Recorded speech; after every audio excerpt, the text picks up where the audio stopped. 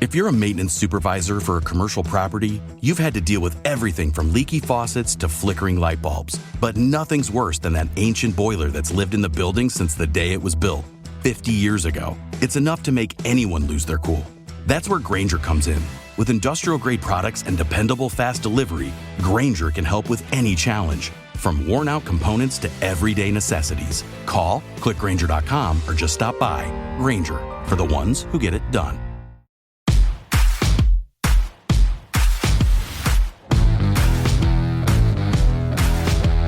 Welcome to the Dogs Podcast with your hosts, Blake Reneker, Justin Charles, and Josh All. What's up, Browns fans? Welcome back to another episode of the Dogs Podcast. Josh and Blake in studio. Justin coming to you virtually. Some scheduling conflict issues. But we're all here. We're all excited to be, well, I don't know if we're excited. We're excited to be with you guys. Yes, we're excited to be with you guys, but we're here. Not excited about what we got to talk about. But before I dive into the episode, a cool thing happened, so I wanted to give a shout-out to anybody who's local. I wanted to congratulate the Indian Valley Braves on their state championship football win, the first high school football team to win a state championship in football from the Tuscarawas County. In the history of our county, it was pretty awesome. And if you don't know their running back, he's really fucking good. Yeah. And yeah, like over 3,000 yards this year. He's a Mr. Football finalist, and he's only a junior. So I just wanted to give a shout-out to them. It was pretty cool for the county. So at least one football team in this state does something cool. and they're local to us. So congratulations to them and all the guys down there in Jeanette and Hutton. Another loss for us to get into today. What's new? Wins are few and far between. It's crazy to me that 2 out of our 3 wins are against Pittsburgh once and the Ravens once. It's kind of mind-blowing to me that that's the way we're doing it. It's like 2009 or something all over again, where we had 2 wins, and one was against Super Bowl favorite Saints and Super Bowl favorite Patriots. Yeah, I remember that. and that was the only wins we could get. We're back to doing that. We can't even tank correctly, which we'll get into. We have 3 wins, and we're almost not even in the top 10 in picks. So, which that I think speaks to an even bigger problem league-wide, that there's that many terrible teams. So, that's true. A lot of stuff to get into today. We'll talk about the game, obviously, and then so we're not just, beating a dead horse, but talking about the same stuff that we suck at every single week. We'll obviously talk about future stuff and league stuff and whatever else you guys want to get into. Before we do, though, remember, if you want to get intros and voicemails on the show, head to thedogspodcast.com, tap leave voicemail on the drop-down menu. We are also being played on the Big Play app. I saw Kenny Mack in the comment section say something about explain Big Play. So just go to the App Store, type in Big Play, and you'll see it, and hit download. And we are there. The last I looked, we were right on there. We were on their new episodes, and we were right on the front page. I mean, it's pretty cool. It's like it's like a network thing. They've got all Ohio, a lot of Cleveland and Columbus-based sports Cincinnati shows I think I saw on there. there. There's the Cincinnati Bengals. There's Ohio State Buckeyes. There's former Buckeye hosts on there like Bobby Carpenter and Anthony Schlegel, and they've got like Josh Cribbs shows on there. So the Hanford and Dixon shows on there. So there's a lot of former Browns players shows, and so we're on there with them now. So if you want to check us out on that app, go ahead. Just like I said, download the Big Play app. You can also find them on social media like Twitter and Facebook and all that good stuff. If you're watching on YouTube, please like and subscribe. Make sure you tap the notification bell so you don't miss any of the content we're putting out. As we inch closer to the off season, we'll hopefully have more fun stuff to talk about, like our Super Bowl, aka the draft, because the season's not much worth talking about, but the off season will be cool. If you prefer to just listen to the show, you can find us on Apple, Spotify, and Google. If you want more content, I almost forgot where I was because I threw the Big Play thing in. I'm a creature of habit, and once I mess up, once I go out of order, then it's just hard to get back on track. If you want more Dogs content, head to jointhedogs.com, become an official Dog Pack member on the Patreon page, get access to the private Discord, play fantasy football with us, which this is the last night of the regular season, and we will be starting the playoffs. We also have a pick'em, which has actually been really cool. It's been highly competitive. We have a pick'em league, so we're going to be giving out merch for all these these fantasy football leagues. We're going to be giving merch out for the Pick'em, whoever wins that. So just a good time for everybody involved. You get to be part of the preview episodes, and in the off season, we do an after hours episode every week. You get that. Also, that's an extra episode per week, so 4 extra episodes a month. I think it's a pretty sweet deal. So if you want extra content, you want to hang out with guys and gals from all over the world, Browns fans, like-minded individuals, head to jointhedogs.com, become an official Dog Pack member. So we can go ahead and just dive right into this episode. Do we have a voicemail? Do we want to play it? Do we want to kick it off with a voicemail? Yeah, sure, we do. We actually have 2 voicemails, so we'll kick it off with Kenny. I don't know if I have this set up. I don't. Hang on 1 second. I'm sorry. You threw that at me? My bad. No, you're good. We didn't even talk about that beforehand.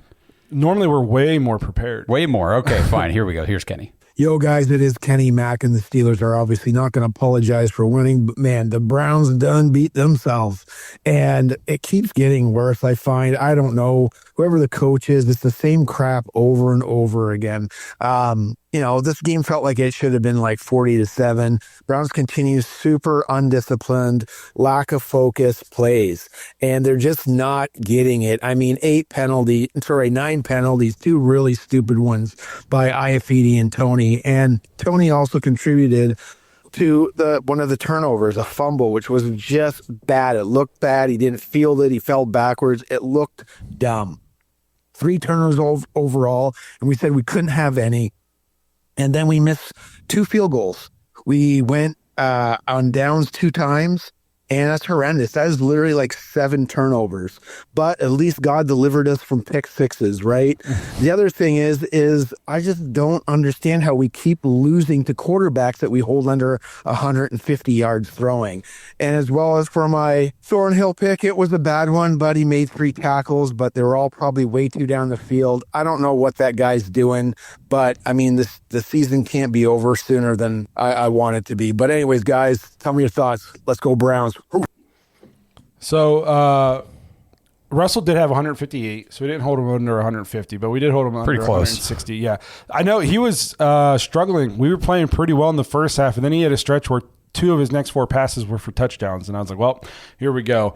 And it's one of those things where when you're not a good football team, I mean, newsflash, the Browns are not a good football team. You got to play perfect, and if once you don't, it starts to snowball. And, you see you miss a field goal, and then all of a sudden you throw a pick, and then you miss another field goal, and then all of a sudden you got stupid penalties, and then you got muff punts. And it's like one little thing, it's just like rolling down the mountain. You're not good enough to overcome any of that stuff. And the Browns played about as well as they could in the first half, but because of self-inflicted wounds, we're losing. Now, it's still well within reach, but he mentioned the missed field goals is like turning it over. I guess we can start there with Dustin Hopkins, and I don't know what you do with the guy. I don't know if I've ever seen a drop-off in any player at any position from one season to the next like we've seen with Dustin Hopkins. He was perfect last year from 50-plus yards, I'm pretty sure. Yeah. And he was arguably the best kicker in football, and at least top 2 to 3 last year. And we thought, finally, we got our Phil Dawson replacement. It only took a decade, but we finally got our Phil Dawson replacement. And I'm at the point now, and Stefanski's got to be getting there, where I wouldn't send him back out at all this year. First of all, I would, as much as it sucks because Bojo's arguably our best player, not named Myles Garrett this season, I wouldn't punt the rest of the year. I don't care if it's 4th and 30 from our 1. You have 3 wins. You're already mathematically eliminated from playoff contention. It's better for you to lose anyways. It's 4 down territory every time. The punt's on Bojo. You're holding and we're not trying field goals either. It is 4 down territory from here on out. What good do field goals do? Nothing matters anymore. Yeah. It doesn't matter. So just go out there, play loose, get creative. I don't care if we do triple reverse passes. Just do something different than the shit that we've watched so far to this season. Yeah. I just take off the gloves, go crazy, pretend like it's the preseason. Do whatever you want because it doesn't matter. So and speaking to the offense, I won't read it now, but remind me. I have this tweet from Jake Burns that I thought was really good about the offense. But back to sticking with Dustin Hopkins, that 2 misses yesterday puts him at 16 of 25 for the season, 64% field goal percentage, 37th in the NFL. He is the worst kicker in the league as far as a full-time kicker. The only person worse than him is Greg Zuerlein, and I think he's got like a third of the attempts that Hopkins has. So like for a full-time kicker, he is the worst in the league. It's gotten to the point where I'm more surprised when he makes it. Oh, me too. And I was telling Justin before the show, PATs. He goes out there for a PAT, and I'm like, I don't know. I don't know what happened. He said after the game that he still feels good, that he just he doesn't feel like, and mentally he's still in a good place. He's just got to find a good swing. Bullshit. Bullshit. It's like he can't figure. He'll miss left one time, and then the next time he puts. I mean, he's all over the place. It's unbelievable. I'm with you, man. I don't understand what happened. Arguably, you could say last year he was probably one of our most important players. I mean, he would go out there and it was ice cold veins. Like there's no doubt in my mind multiple times when I was in that stadium that he would come up and I'd be like, we got this. And I haven't felt like that in a long time with a kicker. And then this year, I don't know if I think it's a case of some yips. I think he's got some major, major yips going on. The fact that he said he's mentally good, I'm calling bullshit on that. You don't go up there and kick one left and then come right back out and then completely overcorrect it the other. It's like he's just throwing shit at the wall and hoping that he'll figure it out on the fly. And it's not. I told Josh, I'm like, yesterday, could you have asked for better conditions and, as far as weather? It's not like it was a blizzard. It's not like it was 90-mile-an-hour winds. It's not like he was in Cleveland. It was beautiful there. I mean, it's December. It was almost 50 degrees.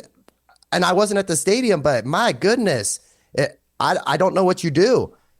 And we talked even like the financial stuff. I don't even know if you can cut him because there's so much dead cap money that comes along with him being cut or released. It's just like we screwed ourselves here in this situation with a kicker now. What's really killing me is every week I talk about how I want to keep Kevin and AB and I don't want to completely rebuild. And then we'll have a week, in Denver where even though we lost, we played pretty decent, at least on the offensive side of the ball, but we're still fighting. And then we come out and lay an egg.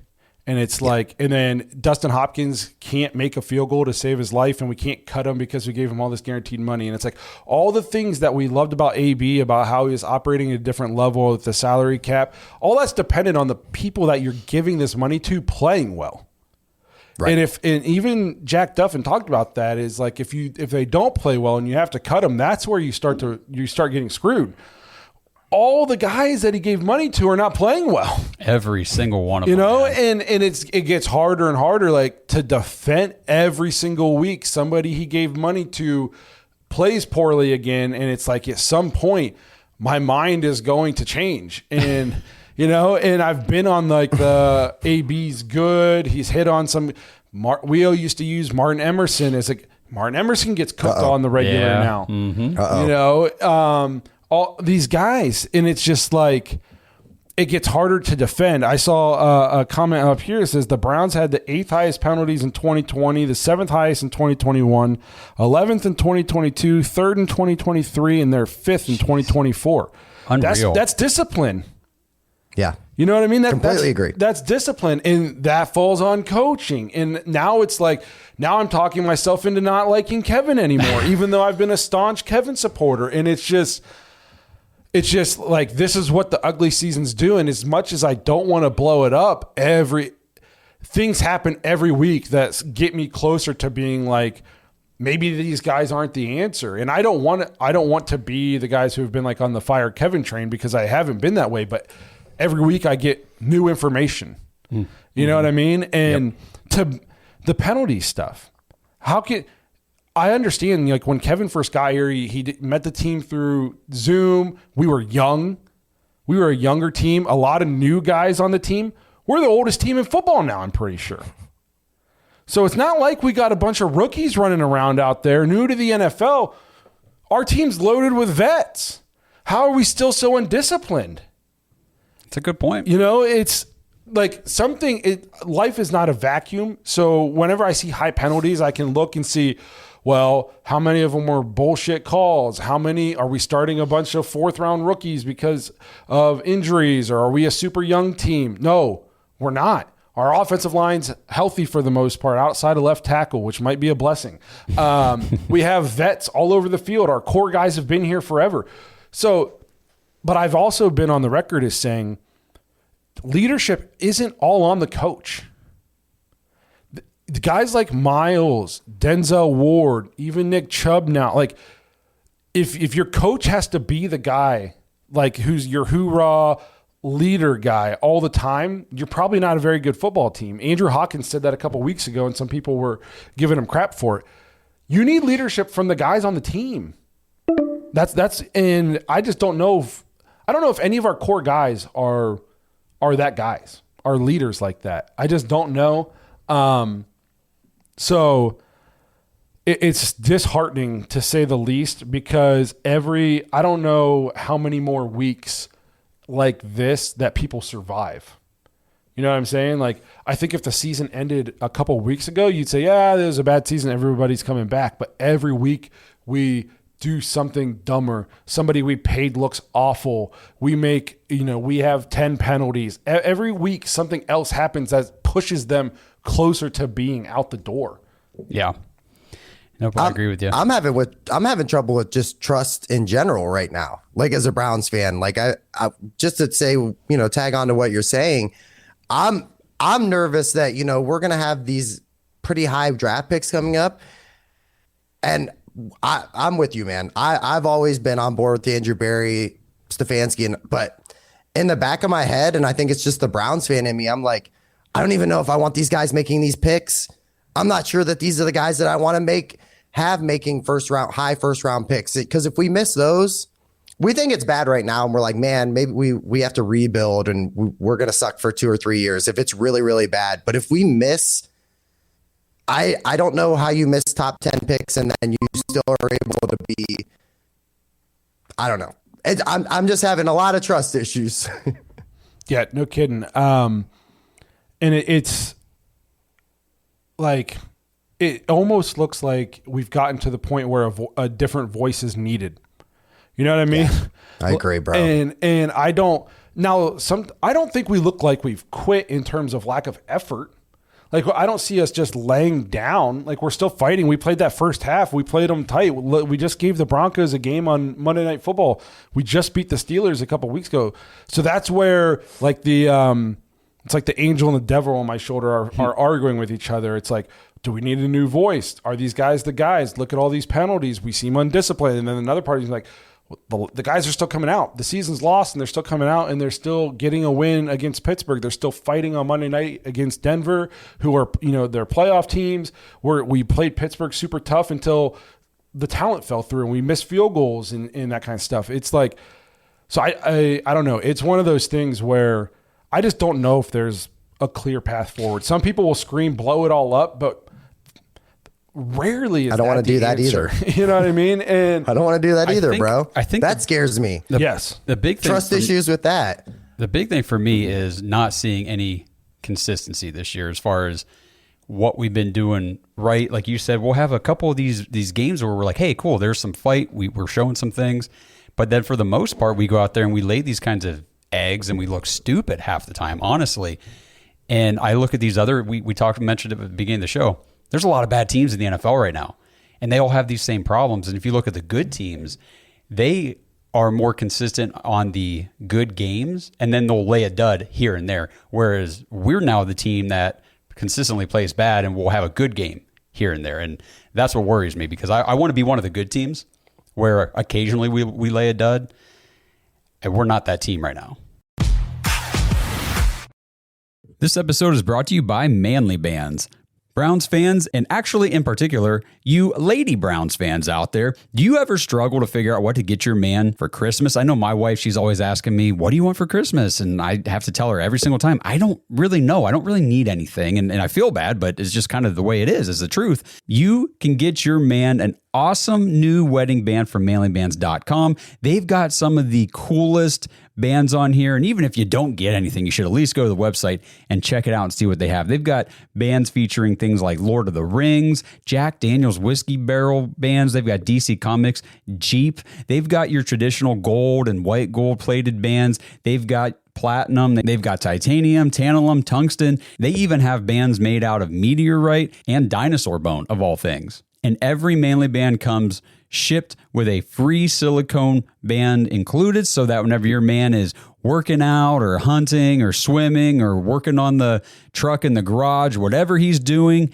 he can take off the nice band that you got him, keep it safe, and put on that silicone band and keep on powering through. Right now, they've got 30% off all rings on their website, but this is for a limited time only. So if you want to get in there now. Take advantage of this opportunity, this sale for Christmas. That's manlybands.com/dogs. Use promo code DOGS, DAWGS, to get an extra 25% off your order. So not only are you getting 30% off from the website with this sale, you get an extra 25% off with our code DOGS. It is a great opportunity. Get your man an awesome wedding band from Manly Bands for Christmas this year. That's manlybands.com/dogs. 30% off all rings on their website. Limited time only. 25% extra off your order with promo code DOGS when you check out. That's manlybands.com/dogs. Promo code DOGS.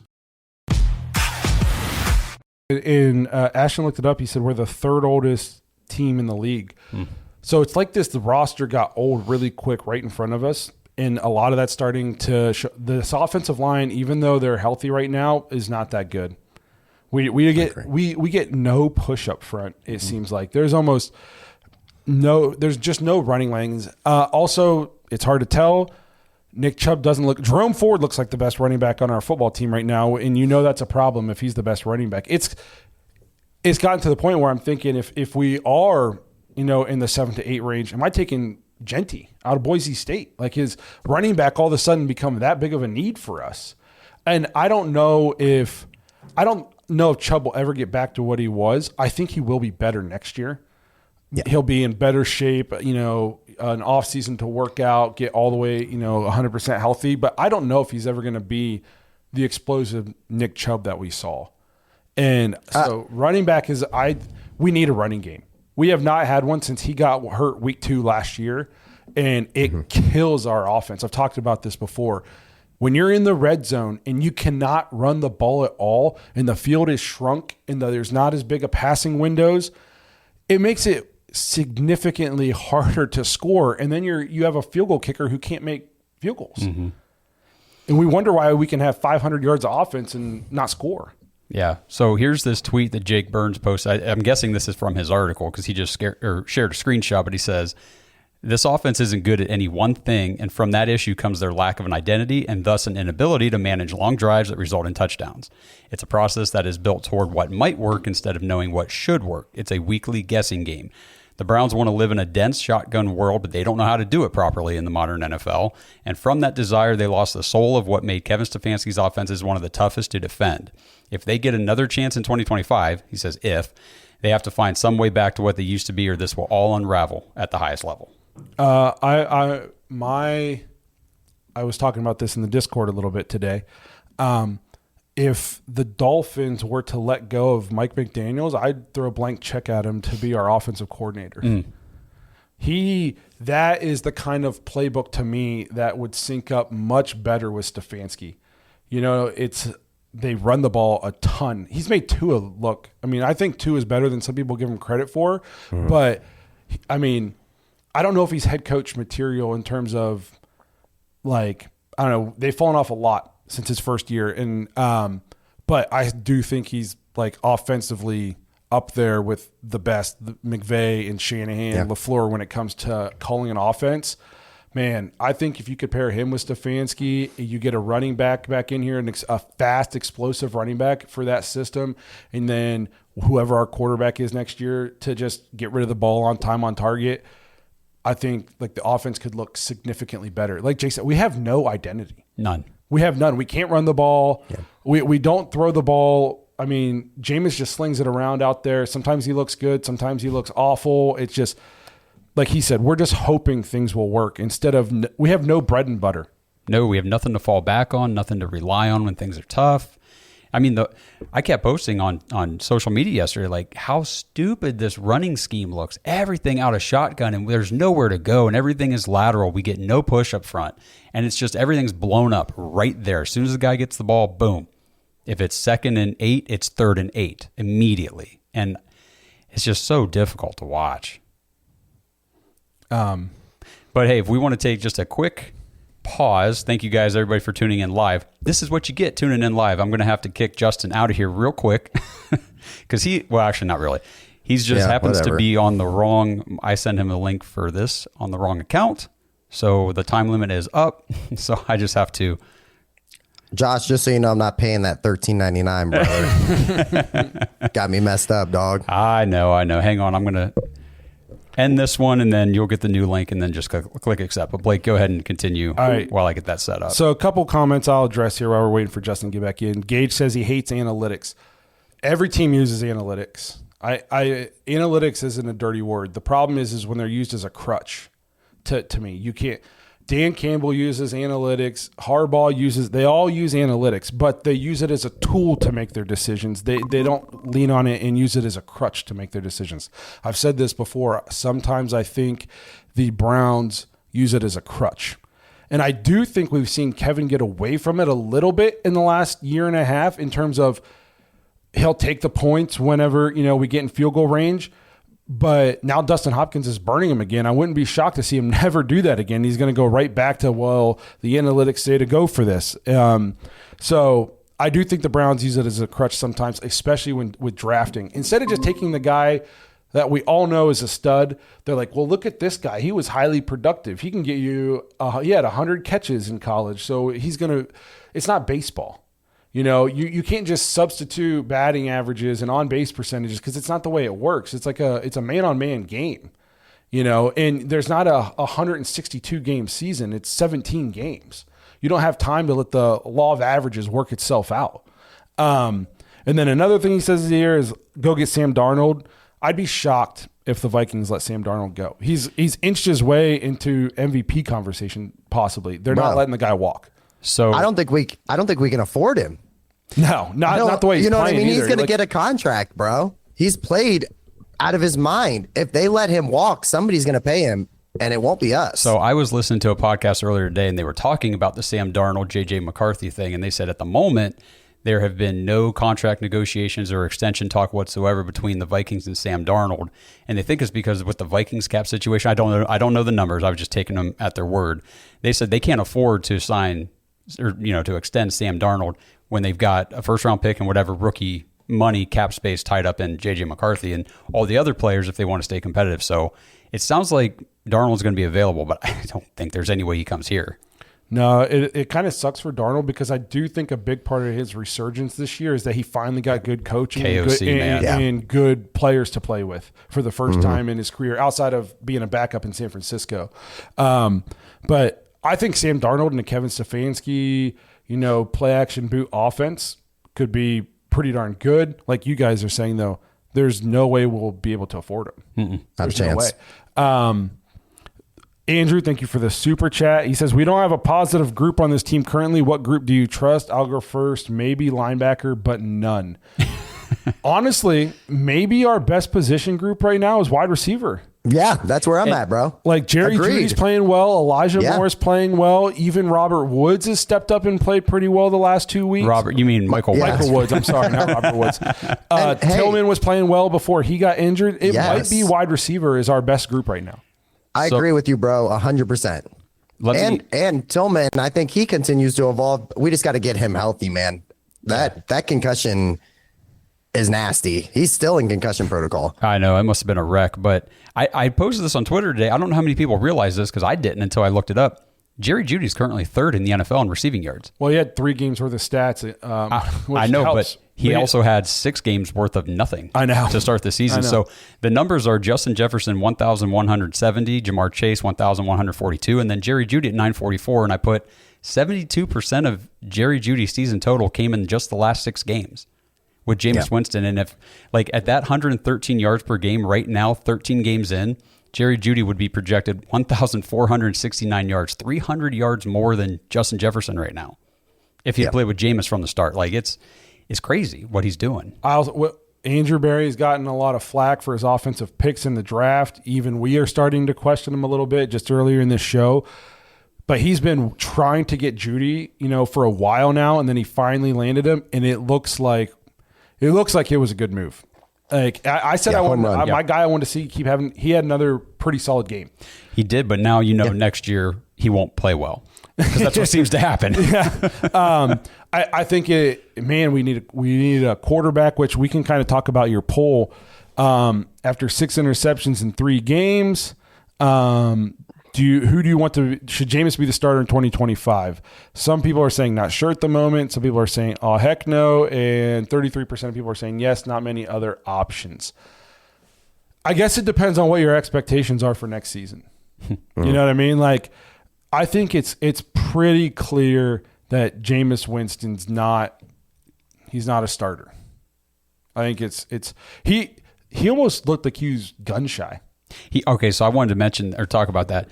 There's a lot of passes in that first half, especially because I didn't watch a whole lot of the second half personally. But the first half, where I was thinking, this looks a lot like Deshaun Watson out there, just sailing passes high and out of bounds everywhere. All these outcuts to the sidelines, nothing close. And it's almost like the one that got pick sixed in Denver was just still in his brain, and he was like, I can't miss this to the inside, it'll go the other way, and I'm going to be known for pick sixes again. And so he's just, instead of just dropping back and ripping it, he's trying to aim, and it was awful. It was terrible. He did not look good at all. I don't know if the quarterback for next year is on the roster currently, but I guess it just all depends on money-wise, who we cut, who we're bringing back, who's available. I like Justin Fields, Darnold, which I don't think we'll be able to afford.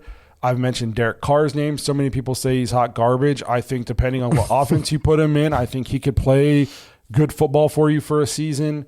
There's definitely things that need done on this team, though, or next year is going to look just like this year. Another name I saw on Twitter from, was it Matt Wilson? I can't remember who shared it. They said there's a chance it could be like a guy like Marcus Mariota, who is still in football. He's is he in Philly? No, I think he's Washington. Yeah, backing up Washington. Washington's backup. That's right. But they're thinking about like cheaper options and everything because I know we talked to Jack Duff and he said there is money, but his main target for the whole money conversation was to go trade for like Kirk Cousins for next season. But after this season, I don't think I want Kirk Cousins. He looks like crap. He looked really good for a couple games, and then I think he's banged up again, and then he's not playing great now. Yeah.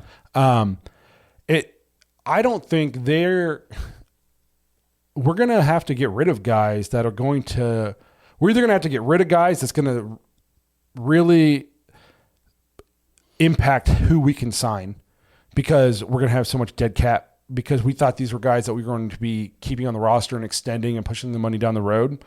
I think a lot of this money is going to come home to roost next year, and I don't want to dampen people's spirits I think we're going to be fucking awful again next year.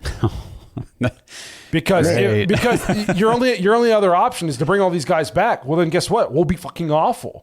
And then if you start cutting guys, if you let guys like Hopkins, you cut Hopkins, whatever we do with Deshaun, all these guys who we have money tied up into that we thought we were going to kick the can down the road and extend them and push the money and keep this window open. If you're looking to get rid of these guys because they suck, all of a sudden that's all going to hit the books next year. Next year is going to be bad. I don't see a world where the Browns are good next year. I don't. All we need is for the salary cap to go up about $160 million next year. We should be dope, bro. We should be so set. So that's what I'm hanging my head on. I'm hoping Amazon just really starts paying up and the salary cap goes crazy. We're going to have the most expensive backup inactive quarterback ever. Yes, I mean, I don't even know if he's active for any games next year. It's insane the kind of situation we're in.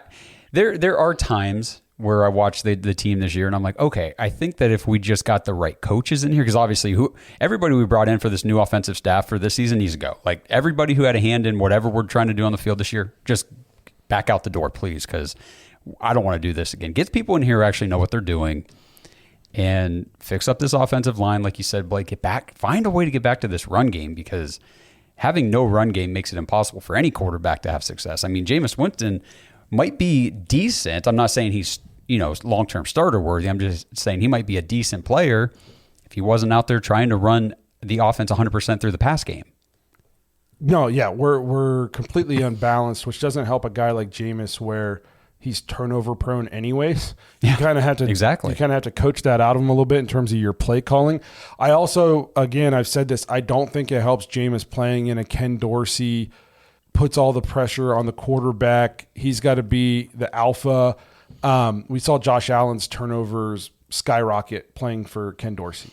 Yep. And we also saw them have no run game with Ken Dorsey. And it's just, I don't know. I don't know if there's a good answer without being depressing for the Browns, but I just and if you're going to get rid of these coaches and stuff, then you're going to get rid of the players, and it's going to be, you're not going to bring back the third oldest team in football with all this money tied up into it and a new GM. Like, you're going to tear it down to the studs if you do that. So next year's not going to be good. And if you don't do that and you bring back all these old people, I don't see how next year is good. I just think they're stuck between a rock and a hard place in terms of what they can do. Because I think in some key spots, we've severely overestimated our talent. I think we might need 3 new offensive linemen. It's fair. 3 or 4 new offensive linemen. We need 2 running backs probably. We need 1 starter, and maybe if you get a stud starter, Jerome Ford can continue to be your change of pace back, maybe. But we definitely need an alpha at the running back position. We probably need another tight end outside of Njoku. We need I don't think our D-line is nearly as good as what we thought it was going to be. Well, I mean, they traded away Zadarius Smith, so Miles actually had a pretty decent game yesterday as far as like his pressures and what he was able to do. I think he did have a sack, tackle for loss, a couple tackles, all that kind of stuff. But there's nobody else. Like, on the other side, it's, Obo and McGuire are nice rotational pieces, but Zadarius was that anchor on the other side that it's like, well, pick your poison. And now they don't have to. Even our interior D-line, though, is not as good as no. You know what I mean? And Michael Hall hasn't been able to stay healthy. First, he was on the exempt list, and he comes back and just immediately gets hurt. JOK's out. Who knows what his story is? I do think Diabate's played really well this year. I do like him. I think Winston he's Reed, I thought, too, has stepped up. All of a sudden, Martin Emerson, who knows if he's good? Juan Thornhill's not good. I mean, I'm looking at this, and all of a sudden, we went from coming into the season going, oh, this team's stacked, to there's freaking holes everywhere. There is holes everywhere on this team.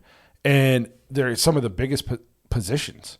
Left tackle, quarterback, running back. And I've mentioned, I think my hot take when we do, newsflash for hot take episodes, my hot take is that over the course of the next couple years, we're going to see a resurgence in the importance of the running back with all these defenses playing the 2-eye safety and making teams dink and dunk and all that good stuff. I think the running back importance is going to start coming back into the game of football, and we don't have one. Well, look at this year. I mean, I think it already is. Yeah, I was going to say the Eagles and the Ravens invested heavily in Barkley and the Henry Packers. and the Packers with Jacobs.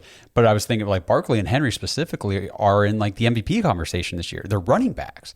If it wasn't specifically a quarterback only award and Josh Allen wasn't tearing things up, one of those two would probably be the front runner right now. Yeah, so I mean, Barkley's probably going to be Offensive Player of the Year, I would guess. Oh, I can't imagine him not being. Yeah, and Derrick Henry, we all thought was washed, or at least on the decline. On the decline, he's balling out. Jacobs goes from having an off season in Vegas to come in, and he's second or third in the league in rushing, or at least he was in Green Bay. I think the running back position is going to come back. I got another guy. I know he's hurt right now, but look what J.K. Dobbins was doing out in L.A. You know what I mean? Like, it's just another guy that, I mean, that's a nice like scheme wise too for him to slide into. But that was another guy that was like staying healthy, balling out, and just, can't stay healthy. And you're seeing these teams who have like kind of moved on from these guys because, running back isn't a position of value. How are their records this year? The Giants moved on from Saquon. Bad. I mean, they were bad with him, but they're very bad. The Cowboys still haven't been able to replace prime Zeke. No. You know what I mean? The Raiders, Zamir White was supposed to be this workhorse back for them. No. They can't win games. Look at the Chiefs. I mean, they are struggling. They're winning their games, but it's by the skin of their you-know-whats. Yeah. And a lot of what they're doing successfully this year was Isaiah Pacheco. Then he gets hurt, and then they get Kareem Hunt, and it's just feed the guy. And then last night, I don't know if you watched the game, but Pacheco was back. Just running hard, and they're just turning around, hand the ball off as much as they can, because you're right. That is how how these teams. I hear Justin's girls. Hey, Dad. He paused, but you know what I mean. I see these teams really relying heavily on these run games, and it's like the Browns missed the window, because we had that dominant run game whenever the whole league was passing. Yep. And we're like, okay, now we have to be able to pass too, so let's go get Deshaun Watson. And now the whole league is like, hey, we're going to run the ball now. And we're like, oh, we can't run the ball anymore, and Deshaun Watson sucks. So we're just screwed. This episode is brought to you by Podca Sports. Browns fans, it's Christmas time, and I don't know about you guys, but I am horrible at gift giving, and I never know what the heck to buy for people, and it honestly makes my holiday season just a little more stressful. But this year, Podca Sports is making my holiday shopping much easier. Head over to podcasports.com/dogs and use promo code DOGS, DAWGS, for 10% off your entire holiday order. Podca has awesome sports gear for the athletes in your life: basketballs, footballs, baseball, and softball equipment. Not to mention, if you or anyone in your life plays pickleball or you're interested in learning how to play, Podca has all the pickleball gear you need. And they also have tons of fun backyard games like badminton sets, volleyball sets, bocce, croquet, horseshoes. They even have Viking chess, which I'm a little afraid to admit, but I don't even know what that is. So someone in the comments, let me know what Viking chess is. But it still looks like fun. And don't forget the Custom Dogs Podcast Perfection Team Issue Leather Football with our logos on it. You can find those at thedogspodcast.com/football. But for all the other awesome Podca Sports gear, get over to podcasports.com/dogs. That's BADEN sports.com/dogs to get 10% off your entire Christmas order. Take advantage of this deal and be the champion of your holiday shopping with Podca Sports. That's why, as much as the offense has looked better since Winston came in, you still got to move on from Dorsey. Oh, because even though it looks better, it's still bad. Our third down efficiency, I don't know. I'd have to do some deep diving research, but I don't know if there's ever been a team in football that has been this bad on third down for an entire season. Every game, 2 of 13, 0 of 15. 3 of 18. Yeah, 1 for 11. Yeah. I don't know if I've ever seen a team that the efficiency on third down is that bad. I'll talk for a minute. I'll look it up. It's just it's so bad. That's why like McDaniel's on my short wish list, and I'm just trying to speak it into existence. I don't know if he's even going to be available, if they'll move on from him or not. But I wanted an offensive guru that's, in the McVay, Shanahan, LaFleur, these, even the guy who is in, I think he's in Atlanta now. He was Baker's offensive coordinator for a season down in Tampa Bay. It's Carolina. Oh, Carolina. And all of a sudden Bryce Young's playing pretty well. He's, a half a season, 3/4 of a season into this guy's system. And all of a sudden, he's outplaying CJ Stroud like the last 8 games or something I saw. So I wanted one of these guys, and we went and got Ken Dorsey. Yeah, I know. And it's just, I think it's done. And I think, I don't know if you can ever trot Deshaun back out on this field, because as bad as, we're still not winning games and stuff like that. It's the vitriol and the hatred of the team has really died down, even though we're still losing. I feel like the pure hatred isn't as bad. Man, when we were losing and Deshaun was throwing for 112 yards and we couldn't score points and we couldn't get over 17, and I don't know if I've ever seen a fan base so angry at an organization. It was bad. And I just don't know if you trot him back out there, it'll be so bad. And even Nathan Zagura said, like, it's pretty obvious that path is done. I just hope we don't do something stupid. So, worst third down conversion percentage in a season by a team in NFL history. You ready for this? Yeah. The 2024 Cleveland Browns are currently the 18th worst in NFL history. So bottom 20 all time. All time. The NFL's been around for 100 years. The number one worst, not 100 years. But here's football. the thing, okay? It's not by a lot. Okay. So the number one worst team was the San Francisco 49ers. In 2005, had a 24% conversion rate on third downs. Do you know what the Browns are right now this year? 26%. 28.3. Only 4.3 percentage points higher. Like, we're pretty damn close to being the worst ever. Like, we're right there. And we still have games left to go to get there, guys. So it's the highest offense. It's the highest paid roster in football.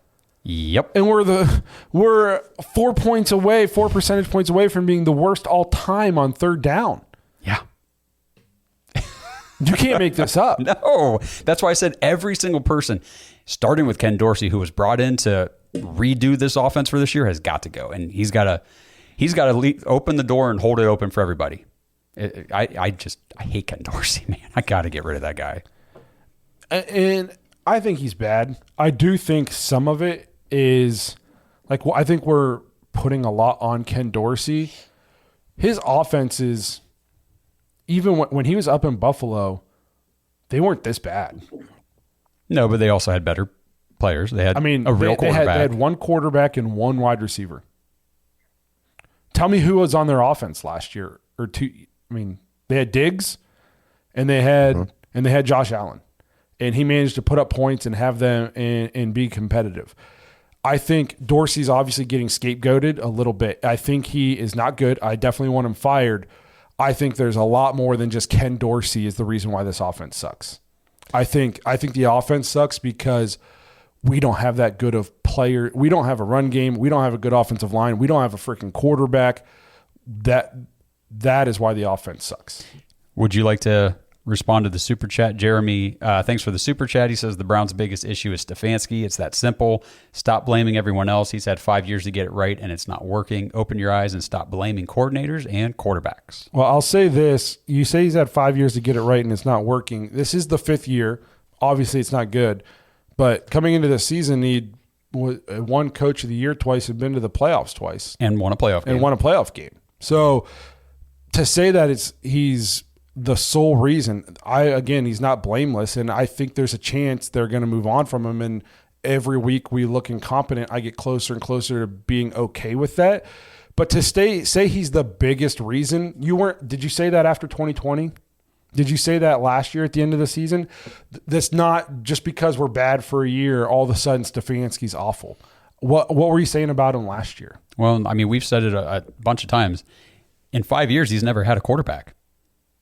Like, it's always been patchwork quarterback play. It's been Jacoby Brissett, an injured Baker Mayfield. It's been actually the first year Baker Mayfield. Remember, the first half of the year was terrible, and then we hit that back half stretch, and we made the playoffs and everything. Things started clicking, and then it was Jacoby and a crappy coming back Deshaun Watson, and then halfway mediocre Deshaun Watson, and then it was Joe Flacco, and now this year it's terrible Deshaun Watson. What, PJ? Put some respect on PJ Walker's name, brother.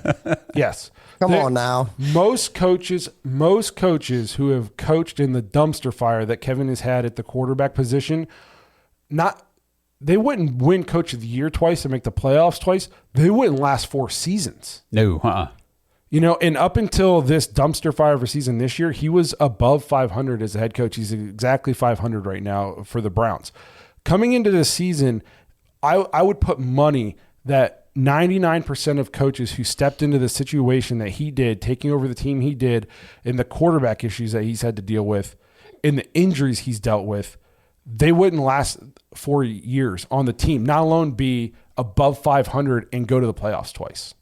So do I think Kevin is perfect? Do I think he is potentially going to lose his job this year, and it could be justified by the end of this season if depending on how this goes. And I don't think we're going to win any more games. It only gets harder from here on out.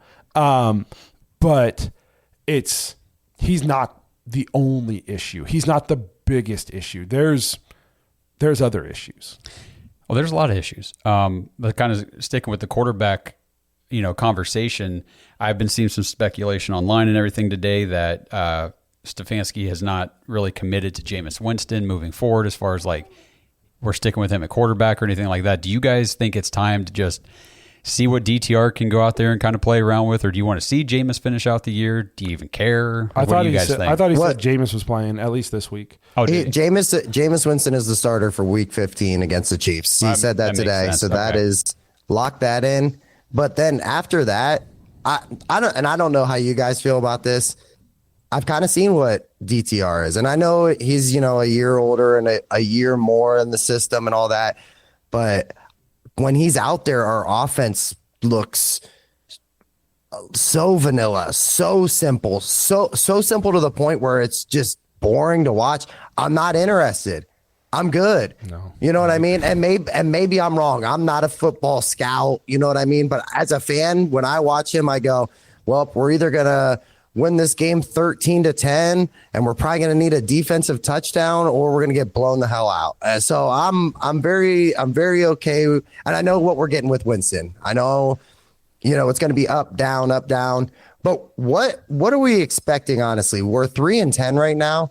Why, as a fan base, are we clamoring for a quarterback change again? Like, why are we begging for the team to go, no, we need to see what we have in a 5th round rookie in DTR. Didn't we already see that? Or am I wrong here? Maybe I'm wrong. But to me, I'm like, I've seen that and I'm good on that. And I'm not saying that he couldn't leave and be wildly successful somewhere else. But for me, in this situation, I think you put him in and you go ahead and say, well, hey, Judy, we'll figure out chemistry next year. Hey, Cedric, just hold off on your progression. We'll worry about that next year. Because I don't see how you let your receivers continue to progress with that. At least with Jameis, you can say, hell, he doesn't give a shit. He's going to sling the ball around. No, he doesn't care. That's a great point. And that is one of the things that I did think when I saw this is like Jerry Jeudy is, was it 64 or 84? I forget the number, yards away from his first 1,000-yard season. Yeah. He's correct, number 3 in the league right now in receiving yards. Like, let the dude go out there and put up a monster Pro Bowl type of season. If you make the move to DTR, you just, like you said, Justin, it's perfectly well the way you put it.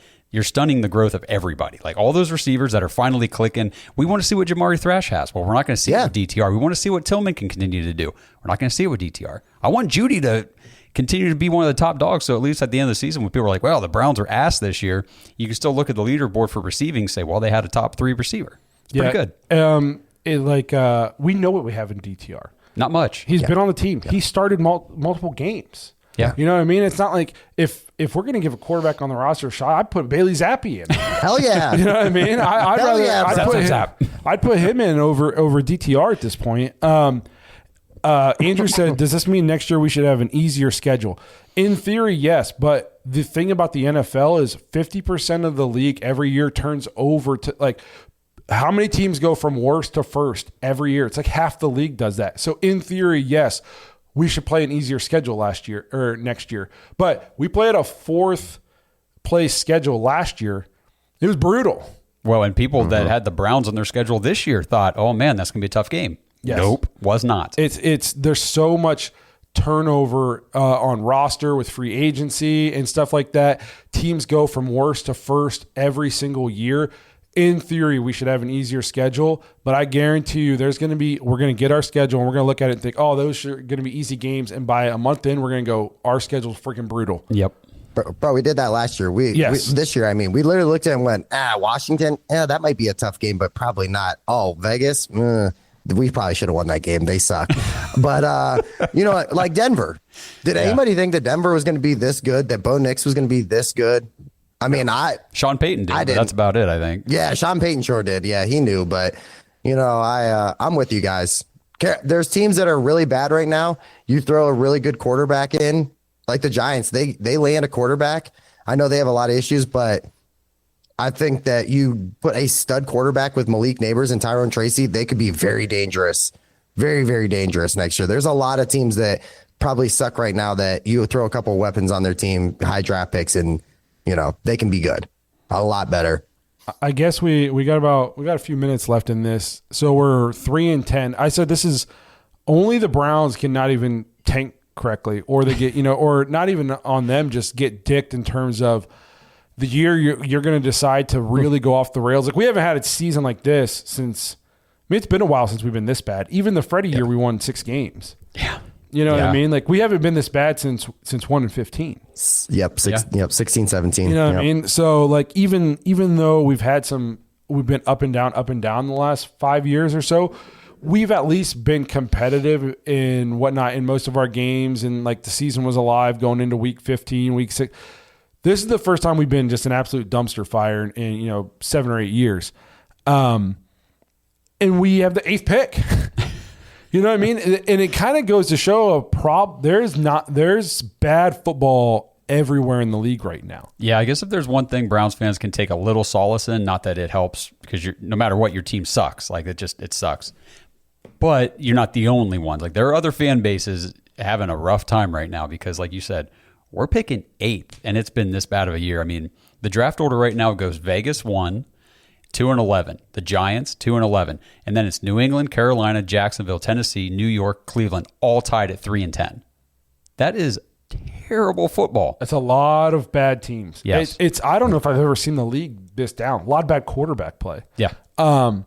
What's really disheartening is the fact that the teams that are both 2-11, it picks 1 and 2.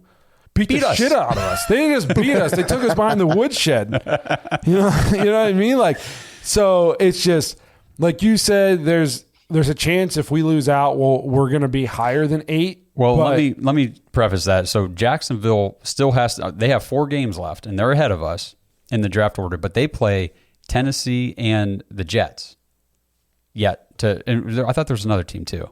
Oh, and the Raiders. So they play all 3 of those 3 teams that are ahead of us, all play another team that's ahead of us. So there's going to be some shakeup in that top 8. If we lose out, there's no way we stay at 8. Some of those teams are going to get 4 wins and go behind us. Yeah.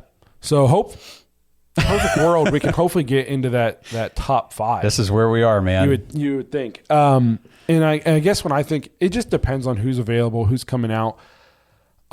I really am starting to think, depending on what's available, if you don't think one of these quarterbacks is the guy, then man, if there's a stud left tackle or stud receiver, or edge rusher, running back, or running back. Maybe there's only there's only one that you take that high. I know Genty is that guy. Like he's that top running back. Crystal clear, there's no debate. Like he's number 1, RB1 in this class. But this is a deep running back class, and there are other guys that I've been reading about that we could get in the 2nd or even the 3rd round and get a good explosive young running back because there are some good guys. I mean, Justin, like Tyrone Tracy for the Giants was like what was it, 5th or 6th round pick?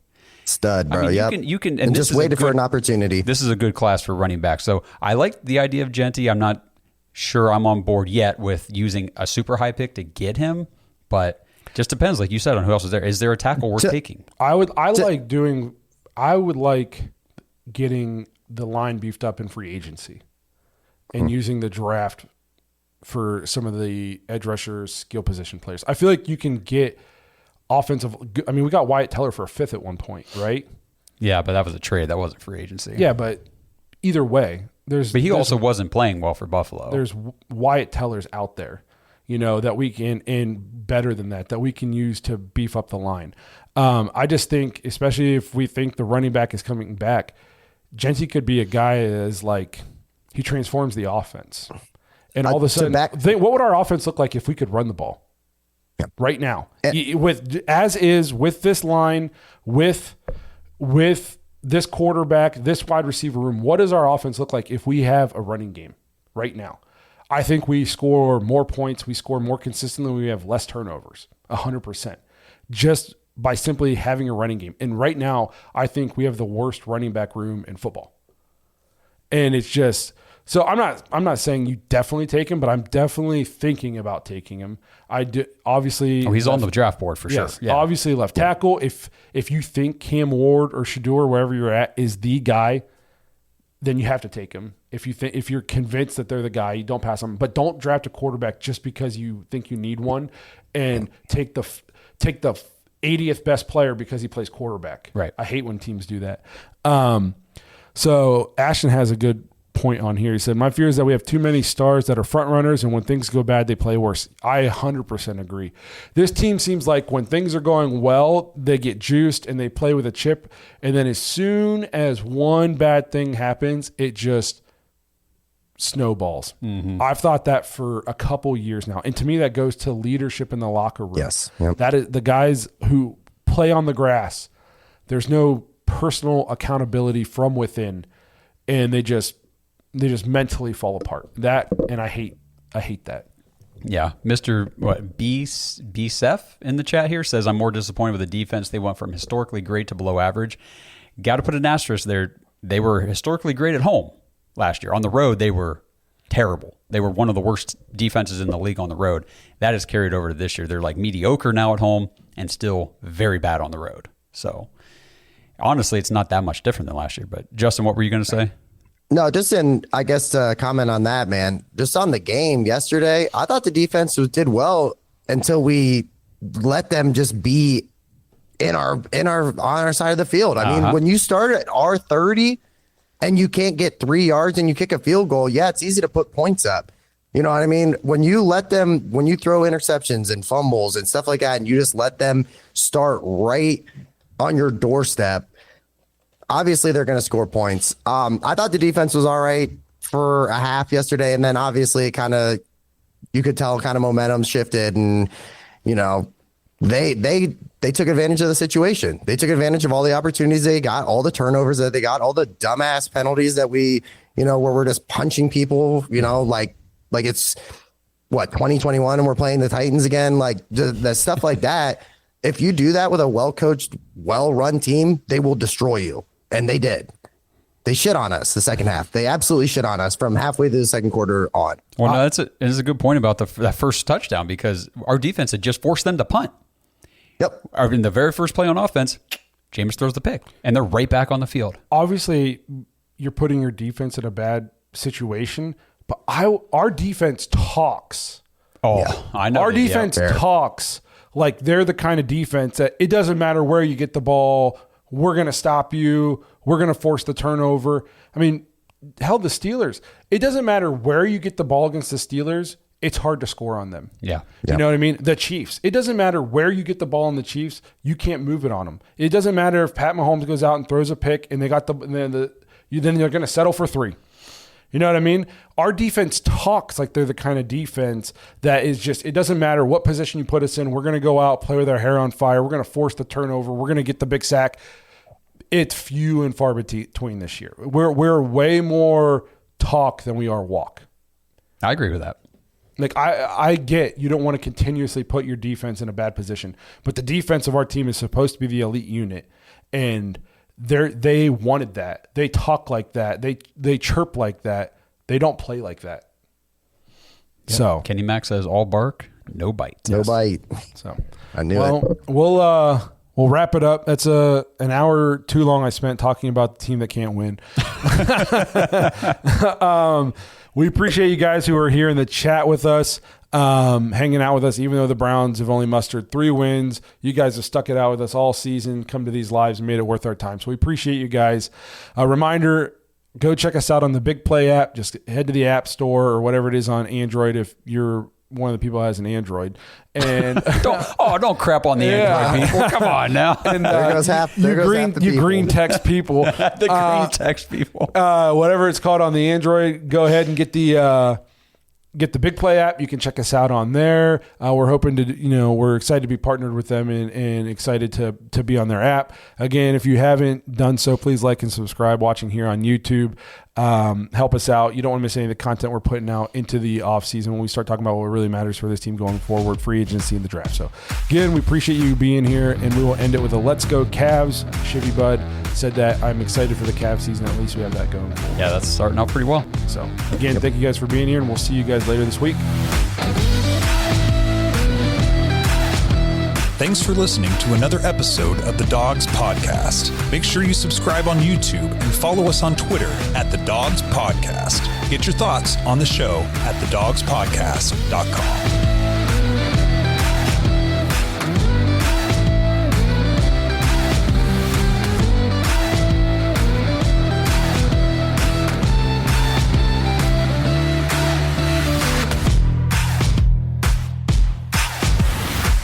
This episode is brought to you by Danger Coffee. Browns fans, we talk about how Danger Coffee is made free from mold toxins that are in 45% of the world's coffee, but that's not all that Danger Coffee has to offer. Mineral and nutrient deficiencies are a big deal. They make you feel sick, tired, stressed, and they can give you brain fog. These deficiencies negatively affect your immune system, your digestion, sleep, metabolism. Have you ever wondered why you get an initial burst from your coffee, but then you get that little crash not long after? Danger Coffee's patent-pending process remineralizes your body with more than 50 trace minerals and electrolytes, leaving you more energized, engaged, powerful. These micronutrients enter the cells to boost performance. They bind to toxins to provide detoxification support.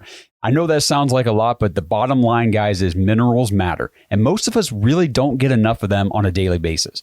Danger Coffee delivers micronutrients, plus it gives you access to the minerals you already have. Head to dangercoffee.com, use our code DOGS, DAWGS, for 10% off your order, and that code can be used over and over, so you get 10% off every order you make using code DOGS. It's time to start every day off with a cup of coffee that gets you going and actually keeps you going. dangercoffee.com, code DOGS. If you're a maintenance supervisor for a commercial property, you've had to deal with everything from leaky faucets to flickering light bulbs. But nothing's worse than that ancient boiler that's lived in the building since the day it was built, 50 years ago. It's enough to make anyone lose their cool. That's where Grainger comes in. With industrial-grade products and dependable fast delivery, Grainger can help with any challenge, from worn-out components to everyday necessities. Call, click Grainger.com, or just stop by. Grainger, for the ones who get it done.